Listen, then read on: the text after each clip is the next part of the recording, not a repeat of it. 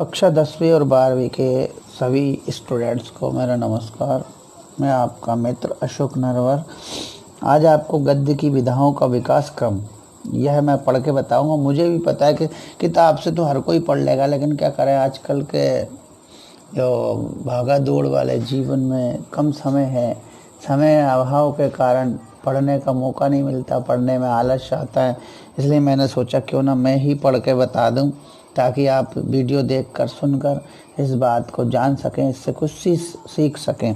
क्योंकि हिंदी गद्य की विधाओं का विकास क्रम है, इसमें आलस्य आता ही है पढ़ने में। तो उस आलस्य को कम करने के लिए और आपको समझ में जल्दी आ जाए और आप इससे कुछ सीख जाएं, इसके लिए मैंने ये वीडियो बनाने की कोशिश की है। आप इसको देखिएगा।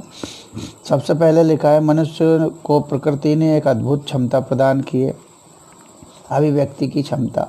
अभिव्यक्ति की क्षमता मतलब अपने आप को प्रकट करना, बोलकर लिखकर, यानी अपने बातों को, विचारों को प्रकट करना ही क्या है, अभिव्यक्ति। और यही अभिव्यक्ति की क्षमता मनुष्य को मिली है। अन्य पशुओं, पक्षियों, जीवों की अपेक्षा मनुष्य को ये मिली है, वह अपने आप को बोलकर, लिखकर अपने विचारों और भावों को व्यक्त कर देता है। इसी को अभिव्यक्ति की क्षमता कहते हैं। इसका उपयोग करते हुए वह अपने विचारों, भावों, अनुभूतियों आदि को दो प्रकार से व्यक्त करता है। एक प्रकार है उसका पद्य और दूसरा है गद्य। पद्य माने कविता में, दूसरा सादा भाषा में। जो ये लिखी है गद्य भाषा है। काव्य की विषय वस्तु, भाषा शैली, गद्य और काव्य की विषय वस्तु और भाषा शैली आदि में बहुत अंतर है। दोनों की विषय वस्तु में और भाषा शैली दोनों में बहुत अंतर है। गद्य साहित्य की विषय वस्तु प्रायः हमारी बोध प्रवृत्ति पर आधारित होती है। बोध माने समझ की प्रवृत्ति पर आधारित होती है गद्य की विषय वस्तु, और काव्य की संवेदनशीलता पर आधारित होती है। बोध पर आधारित नहीं, भावनाओं और अनुभूतियों पर आधारित होती है, कल्पना पर आधारित होती है काव्य की विषय वस्तु, जिसको संवेदनशीलता पर आधारित कहा। विषय अधिकांशतः वही होते हैं जिनके बारे में हम सोचते अधिक हैं, माने कल्पना ज़्यादा करते हैं। काव्य के अधिकांश विषय वही होते हैं जिनके बारे में हम सोचते हैं। गद्य मस्तिष्क के तर्क प्रधान चिंतन की उपज है। गद्य जो है मस्तिष्क के, यानी हमारे दिमाग के तर्क प्रधान चिंतन की, यानी लॉजिकल थिंकिंग की उपज है। कौन? गद्य। इसके मुख्य विषय हमारे दैनिक क्रियाकलाप हैं, ज्ञान विज्ञान है, कथा वर्णन है, व्याख्या आदि है। वस्तुतः काव्य का संसार। अब गद्य का तो जो विषय है वो दैनिक कार्यकलाप भी हैं, ज्ञान विज्ञान भी है, कथा वर्णन है, व्याख्या आदि है। लेकिन काव्य का जो विषय है, काव्य का जो संसार है, वो बहुत कुछ काल्पनिक है। किंतु गद्य का जो संसार है, गद्य का जो व्यवहार है और गद्य की जो विषय वस्तु वो व्यावहारिक और यथार्थ है। यानी हमारे दैनिक जीवन के प्रायोग, हमारे दैनिक जीवन के व्यवहार में, आचरण में आने वाली विषय वस्तु है और यथार्थ भी है, सत्य भी है, वास्तविक भी है। तो गद्य वास्तविकता पर आधारित होता है और काव्य कल्पना पर आधारित, काव्य माने कविताएं पर आधारित होता है। आगे बताया, गद्य को कवियों की कसौटी कहा है। संस्कृत में भी इसके बारे में कहा, गद्यम कविनाम निक्सम वदंती। गद्यम कविनाम निक्सम वदंती, ऐसा कहा गया है। इसलिए गद्य को कवियों की कसौटी कहा गया है। फिर भी इसमें अपने विचारों एवं भावों को अभिव्यक्त करना अपेक्षाकृत सरल है। यानी गद्य में अपने भावों और विचारों को व्यक्त करना, अभिव्यक्त करना बहुत सरल है, काव्य में कठिन है। कोई भी व्यक्ति इसका प्रयोग काव्य की अपेक्षा अधिक सहजता से, सरलता से कर सकता है। माने बहुत आसानी से गद्य का प्रयोग कोई भी व्यक्ति कर सकता है काव्य की अपेक्षा, जबकि काव्य में बहुत दिक्कत होती, क्योंकि ये क्रमबद्ध, ताल, लय, तुक आदि से मुक्त रहता है। कौन? गद्य। गद्य जो है क्रमबद्धता, ताल, लय और तुक आदि से मुक्त होता है, जबकि पद्य या कविता ताल, लय और तुक आदि से युक्त रहती है। इन सबको समाहित करना पड़ता है। गद्य का लक्ष्य विचारों एवं भावों को सहज, सरल, सामान्य भाषा में विशेष प्रयोजन सहित संप्रेषित करना है। गद्य का लक्ष्य केवल इतना है कि अपने भावों, अपने विचारों को सहज भाव से, सरलता से, आसानी से, सरल भाषा में विशेष प्रयोजन सहित दूसरे तक भेजना। संप्रेषित करना माने दूसरे तक भेजना। अब लिखकर, बोलकर भेजना। उसी को कहते हैं संप्रेषित करना। गद्य की भाषा व्यवहारिक होती है। गद्य की जो हमारे दैनिक क्रियाकलाप, दैनिक कार्यकलाप, दैनिक आचरण होता है उसी की भाषा होती है, इसलिए गद्य की भाषा व्यवहारिक होती है। व्यवहारिक का मतलब हमारा दैनिक क्रियाकलाप या आचरण में जो भाषा काम में आती है वही व्यवहारिक होती है। तो व्यवहारिक भाषा होती है। वक्ता जो कुछ सोचता है उसे तत्काल अनायास ही व्यक्त कर सकता है। वक्ता जो कुछ सोचता है उसे तुरंत अचानक ही व्यक्त कर देता है, अचानक ही बता सकता है। गद्य में, काव्य में ऐसा नहीं है। आज महाकाव्य काव्यों का नहीं, उपन्यास का युग है। आज महाकाव्यों का युग नहीं है, उपन्यास का युग है। जो वर्तमान युग है वो महाकाव्यों का युग नहीं, उपन्यासों का युग है। इसलिए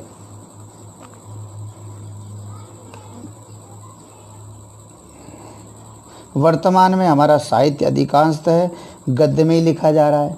वर्तमान का जो साहित्य हमारा वो गद्य में ही लिखा जा रहा है। आधुनिक गद्य आधुनिक काल की सबसे महत्वपूर्ण विधा मानी जाती है। गद्य जो है आधुनिक काल की, जो वर्तमान समय चल रहा है, इसकी महत्वपूर्ण विधा मानी गई है। संसार के प्रत्येक साहित्य में पहले पद्य का विकास हुआ, बिल्कुल, चाहे इंग्लिश लिटरेचर हो, चाहे जर्मन लिटरेचर हो, संस्कृत साहित्य हो या कोई भी साहित्य हो, सबसे पहले उसमें पद्य का ही विकास होता है, फिर गद्य का। इसी तरह हिंदी साहित्य में भी पहले पद्य का विकास हुआ, फिर गद्य का। हिंदी साहित्य के विकास में भी प्रारंभिक रचनाएं पद्य में हैं, यानी कविता में हैं, और बाद में गद्य का पूर्ण व परिमार्जित विकास बाद में हुआ। 19वीं शताब्दी के प्रारंभिक वर्षों में हिंदी गद्य का सूत्रपात होता है। 19वीं शताब्दी के जो प्रारंभिक वर्ष थे उन्हीं में हिंदी गद्य का सूत्रपात हुआ। इस काल में खड़ी बोली गद्य की प्रतिष्ठा मुंशी सदा सुखलाल, इंशाअल्लाह खां, लल्लू जी लाल, सदल मिश्र ने की। माने गद्य में खड़ी बोली को प्रतिष्ठित मुंशी सदा सुखलाल, इंशाअल्लाह खां और लल्लू जी लाल ने और सदल मिश्र ने खड़ी बोली को प्रतिष्ठित किया इस काल में, 19वीं शताब्दी के प्रारंभिक काल में। गद्य का अर्थ होता है बोलना या कहना, बोलना या कहना। आगे बताया गया गद्य को संस्कृत साहित्य में श्रव्य काव्य का एक भेद माना गया है। संस्कृत साहित्य में जिसका अर्थ होता है बोले जाने या उदाहरण दिए जाने योग्य, मतलब श्रव्य काव्य का एक भाग माना है, और जिसका अर्थ होता है बोले, गद्य का अर्थ होता है बोले जाने या उदाहरण किए जाने योग्य। यह गद्य का अर्थ है, गद्य शब्द का, बोले जाने या उदाहरण किए जाने योग्य। अर्थात गद्य का संबंध बोलचाल से और किसी रूप में वक्तृता से है, यानी बोलने से है, बोलने की विशेषता से है, बोलने की क्षमता से। वक्तृता माने होता है बोलने की क्षमता। संस्कृत साहित्य शास्त्र में कथा, आख्यायिका, आख्यान आदि के लिए ही गद्य का उपयोग बताया गया है। वास्तव में गद्य का संबंध वैचारिक से है और वैचारिकता से है, विचारों से है, जिसका लक्ष्य सहज, सरल, सीधे और निश्चित। वैचारिकता से तो है, पर उसका लक्ष्य है सहज, आसान, सरल, सीधे और निश्चित प्रयोजन युक्त शब्दार्थ को प्रेषित करना। मैंने जो भी शब्द हैं उनके शब्द के अर्थ को प्रयोजन से, यानी किसी कार्य से, किसी मतलब से प्रस्तुत करना। प्रेषित करना माने प्रस्तुत करना। गद्य शब्द रचना के बाह्य रूप एवं आंतरिक प्रवृत्ति दोनों का द्योतक है दोनों का।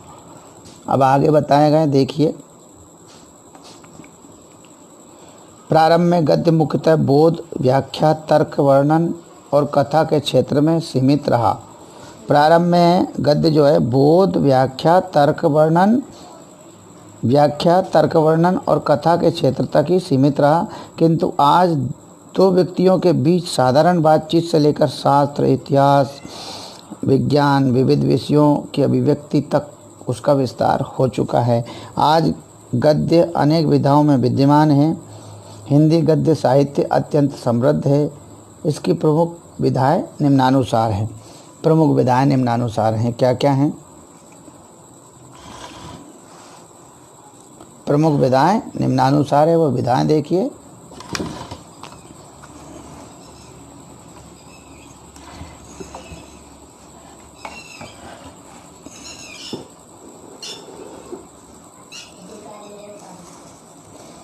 प्रमुख विधाओं में देखिए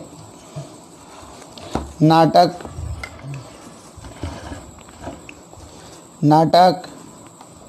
प्रमुख विधा में सबसे पहली विधा जो आएगी वो है नाटक, फिर एकांकी, उपन्यास, नाटक, एकांकी, उपन्यास, कहानी, निबंध, आलोचना, निबंध और आलोचना, इस तरह ये प्रमुख विधाएं हैं। फिर गद्य साहित्य की गौण विधाएं, वो प्रमुख विधाएं थी। फिर अब गद्य साहित्य की हम गौण विधाओं को देखेंगे। गौण विधाओं में जीवनी, आत्मकथा, संस्मरण, रेखा चित्र, यात्रा वृत्त, लघु कथा, यात्रा वृत्तांत भी कहते हैं इसको, यात्रा वृत्त को, लघु कथा, रिपोर्टाज, साक्षात्कार, पत्र साहित्य, गद्य काव्य, पत्र साहित्य और गद्य काव्य, इस तरह से हिंदी गद्य की अनेक विधाएं हैं। अब इनमें गौण विधाएं मैंने पढ़ के बता दी हैं कौन कौन सी, जीवनी, आत्मकथा, संस्मरण, रेखा चित्र, यात्रा वृत्त, लघु कथा, रिपोर्टाज, साक्षात्कार, पत्र साहित्य, गद्य काव्य। अब इसमें जो मुख्य विधा जो थी, प्रमुख विधा वो देखिए नाटक है प्रमुख विधा, उसका विस्तार से हम वर्णन देखते हैं। नाटक का विस्तार से वर्णन,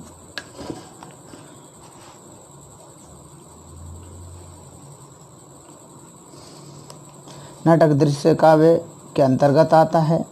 इसका प्रदर्शन मंच पर होता है, माने नाटक का प्रदर्शन मंच पर होता है। भारतेंदु हरिश्चंद्र ने नाटक का लक्षण देते हुए लिखा है, नाटक के लक्षण बताते हुए लिखा है भारतेंदु हरिश्चंद्र ने। नाटक शब्द का अर्थ है नट लोगों की क्रिया। नाटक का अर्थ क्या हुआ? नट लोगों की क्रिया। दृश्य काव्य की संज्ञा रूपक है, दृश्य काव्य की संज्ञा रूपक है। रूपकों में नाटक ही सबसे मुख्य है। दृश्य काव्य की जो संज्ञा है वो रूपक है और रूपक ही रूपकों में ही नाटक सबसे मुख्य है। इसमें रूपक मात्र को नाटक कहते हैं, इसमें रूपक मात्र को नाटक कहते हैं। ये कहा किसने? भारतेंदु हरिश्चंद्र ने। फिर बाबू गुलाब राय के अनुसार नाटक में जीवन की अनुकृति को शब्दगत संकेतों में, जीवन की अनुकृति को शब्दगत संकेतों में संकुचित करके उसको सजीव पात्रों द्वारा एक चलते फिरते सप्राण रूप में अंकित किया जाता है। एक चलते फिरते सप्राण रूप में अंकित किया जाता है।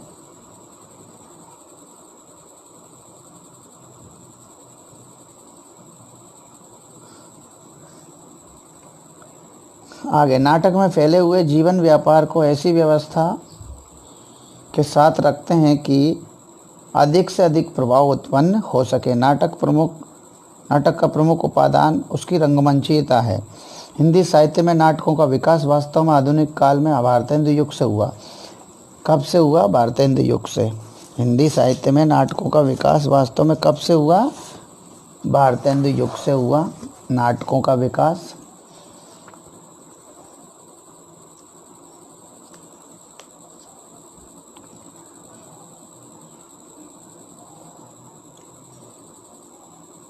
भारतेंदु युग से पूर्व भी कुछ पौराणिक, राजनीतिक, सामाजिक आदि विषयों को लेकर रचे गए नाटक भी हैं। 17वीं 18वीं शताब्दी में रचे गए नाटकों में मुख्य हृदय रामकृत, हनुमान नाटक, बनारसी दास, समयसार, गोविंद सिंह, चंडी चरित्र, यशवंत सिंह, प्रबोध चंद्रोदय, नवाज, शकुंतला नाटक, श्री रघुराम, सभासार, कृष्ण जीवन लक्ष्मी राम कृत, करुणाभरण आदि। हिंदी का प्रथम नाटक आचार्य रामचंद्र शुक्ल जी के अनुसार विश्वनाथ सिंह कृत आनंद रघुनंदन है। क्या है? आनंद रघुनंदन, ये इसमें बताया गया। फिर भारतेंदु जी के मतानुसार गोपाल चंद्र गिरधर दास कृत नहुस को माना गया है। भारतेंदु जी के अनुसार नहुस को पहला नाटक माना गया और रामचंद्र शुक्ल के अनुसार आनंद रघुनंदन को माना गया, परंतु वास्तव में काव्यात्मक संवाद मात्र है, नाटक नहीं। ये दोनों क्या हैं? ये जैसे नहुस है कि काव्यात्मक संवाद मात्र है, नाटक नहीं है। नाटक में गद्य होता है, जबकि इसमें क्या बताया गया है, वह है इसमें काव्यात्मकता ज़्यादा है। हिंदी नाटकों का विकास क्रम। हिंदी नाटकों के विकास क्रम को हम निम्न 4 भागों में बांट सकते हैं। पहला भाग है भारतेंदु युगीन नाटक 1850 से 1900 ईस्वी तक, द्विवेदी युगीन नाटक 1901 से 1920 तक, प्रसाद युगीन नाटक 1921 से 1936 तक, प्रसादोत्तर यानी प्रसाद युग के बाद के नाटक तो प्रसादोत्तर युगीन नाटक 1937 से आज तक। इस तरह से 4 युगों में नाटकों को बांटा गया है। कितने युगों में बांटा गया नाटकों को? 4 युगों में।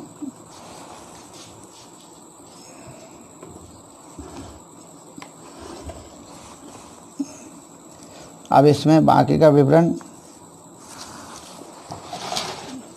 देखते हैं।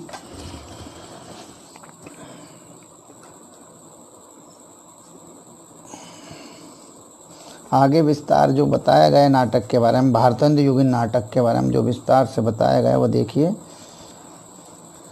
हिंदी नाटकों का आरंभ भारतेंदु हरिश्चंद्र से ही होता है। भारतेंदु हिंदी साहित्य में आधुनिकता के प्रवर्तक साहित्यकार हैं। भारतेंदु और उनके समकालीन लेखकों ने देश की राजनीतिक, सामाजिक, आर्थिक, धार्मिक दुर्दशा के प्रति गहरी पीड़ा, और इस पीड़ा के मूल में था देश प्रेम। इसलिए इनके साहित्य में समाज को जागृत करने का संकल्प है और नई विषय वस्तु के रूप में देश प्रेम का भाव मुखर है। समाज को जागृत करने में नाटक की प्रमुख भूमिका है। नाटक की प्रमुख भूमिका है किसमें? भारतेंदु युग में। अब आगे इसके बारे में क्या बताया भारतेंदु युग के बारे में?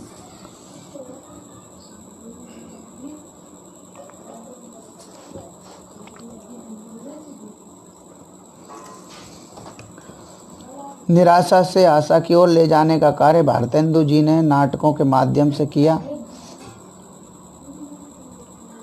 भारतेंदु ने काफ़ी संख्या में मौलिक नाटक लिखे और बांग्ला तथा संस्कृत नाटकों का अनुवाद भी किया। भारतेंदु के मौलिक नाटक हैं वैदिक हिंसा हिंसा न भवति, वैदिकी हिंसा हिंसा न भवति, प्रेम योगिनी,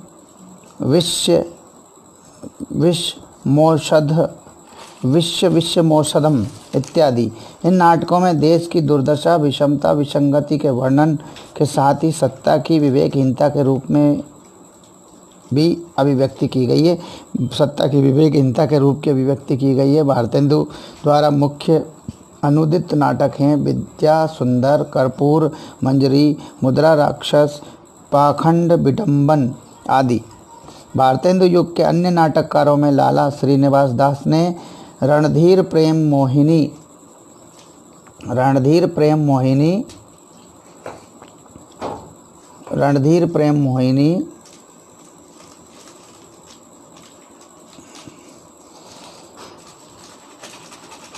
संयोगिता स्वयंवर, श्री प्रताप नारायण मिश्र कृत भारत दुर्दशा, कली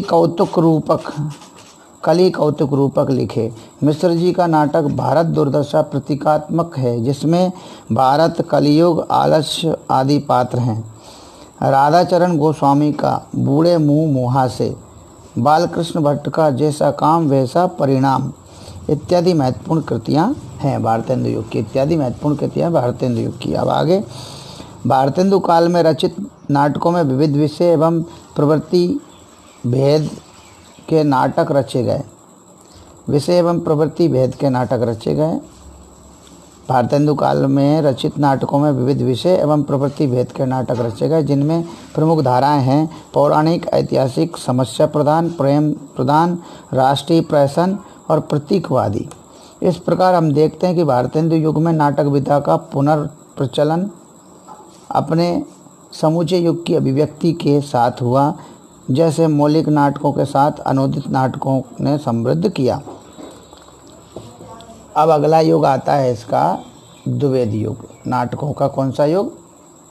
द्विवेदी युग।